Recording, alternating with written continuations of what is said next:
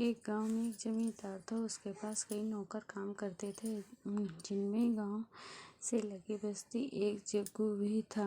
बाकी मजदूरों के साथ जग्गू भी अपने 5 लड़कों के साथ रहता था। जग्गू की पत्नी बहुत पहले गुजर गई थी। वह एक झोपड़े में बच्चों को पाल रहा था। बच्चे बड़े होते गए, जमींदार के घर नौकरी लगते गए। सब मजदूरों को शाम को मजदूरी मिलती। जग्गू और उसके लड़के चना और गुड़ लेते थे। चना भूनकर गुड़ के साथ खा लेते थे। बस्ती वालों ने जग्गू को बड़े लड़के की शादी करने की सलाह दी। उसकी शादी हो गई। कुछ दिन बाद गौना भी आ गया। उस दिन जग्गू की झोपड़ी के सामने बड़ी बकचक मची। बहुत लोग इकट्ठा हुए बहू देखने को। फिर धीरे धीरे भीड़ छंटी। आदमी काम पर चले गए और औरतें अपने अपने घर जाते जाते एक बुढ़िया बहू से कहती गई कि पास ही घर है, किसी चीज़ की ज़रूरत हो तो संकोच मत कर ना लेने आ जाना। सबके जाने के बाद बहू ने घूंघट उठाकर अपनी ससुराल को देखा तो उसका कलेजा मुंह को आ गया। जर्जर सी झोपड़ी, खूंटी पर टंगी कुछ पुतलियाँ और झोपड़ी के बाहर बने 6 चूल्हे। जग्गू और उसके सभी बच्चे अलग अलग चना भूनते थे। बहू का मन हुआ कि वो उठे और सरपट अपने गांव भाग चले, पर अचानक उसने उसे सोचकर धक्का लगा कि वह कौन सी नूर गढ़े हैं।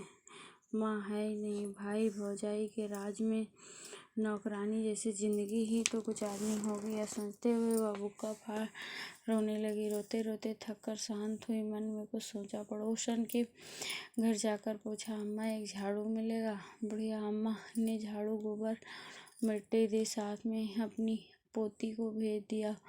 वापस आकर बहू ने एक चूल्हा छोड़ बाकी फोड़ दिए। सफाई का गोबर मिट्टी से झोपड़ी और द्वार लिपा। फिर उसने सभी पुतलियों के चने एक साथ किए और अम्मा के घर जाकर चना पीसा। अम्मा ने उसे साग और चटनी भी दी। वापस आकर बहू ने चने के आटे की रोटियां बनाई और इंतजार करने लगी। जग्गू और उसके लड़के अब लौटे तो एक ही चूल्हा देख भड़क हुए चिल्लाने लगे, इसने तो आते ही सत्यानाश कर दिया। अपने आदमी का छोड़ बाकी सब चूल्हा फोड़ दिया। झगड़े की आवाज़ सुन बहू झोपड़ी से निकली और बोली, आप लोग मुँह धोकर बैठिए, मैं खाना निकालती हूँ। सब अचकच रह गए, हाथ मुँह धोकर बैठे। बहू ने पत्तल पर खाना परोसा, रोटी, साग, चटनी। मुद्दत बाद उन्हें ऐसा खाना मिला था। खाकर अपनी अपनी तकरी ले वे सोने चले गए। वह काम पर जाते समय बहू ने उन्हें एक एक रोटी और गुड़ दिया। चलते समय जग्गू ने उनसे पूछा, बाबूजी, मालिक आप लोगों को चना और गुड़ ही देता है क्या? जग्गू ने बताया कि मिलता तो सभी अन्न है, पर वे चना गुड़ ही लेते हैं, आसान रहता है खाने में। बहू ने समझाया कि सब अलग अलग प्रकार का अनाज लिया करें। ने बताया कि उसका काम लकड़ी चीरना है। बहू ने उसे घर के ईंधन के लिए कुछ लकड़ियां लाने को कहा। बहू सबकी मजदूरी के अनाज से एक एक मुट्ठी अन्न अलग रखती थी। उससे बनिए की दुकान में बाकी की जरूरतें चीजें लाती।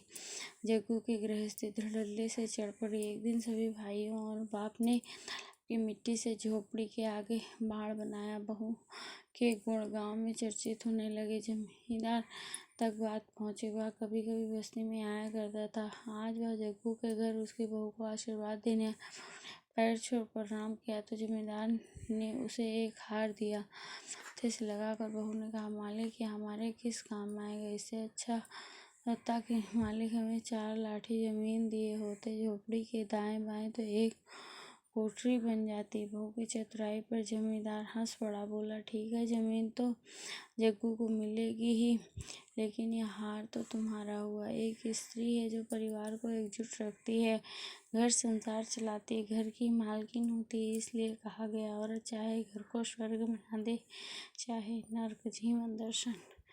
बोलिए जय श्री राधे।